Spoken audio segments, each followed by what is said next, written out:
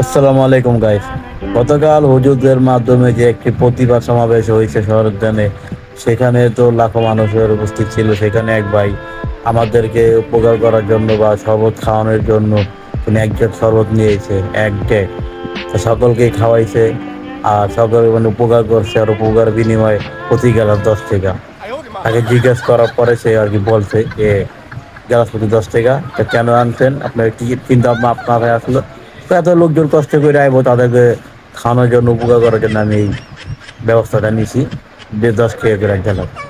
সে কি উপকারটা করছে বুঝছেন? মানুষ দুঃখে কষ্টে বুক পাইতে যে এত মানুষ মারা গেছে, নিরীহ শিশুগুলা সেই খুবই কষ্টে মানুষ কাজ কাম ফালাই এখানে আইসে সে ফ্রিতে খাওয়াইবো, সে উপকার করতেছে, আমাদের খাওয়াইতেছে 10 টাকা করে গেলাস রয়েছে। মানে বুঝছেন, এটাই হলো মানুষের বিবেক। আর কিছু বলার নেই, এটা কি? আসসালামু আলাইকুম।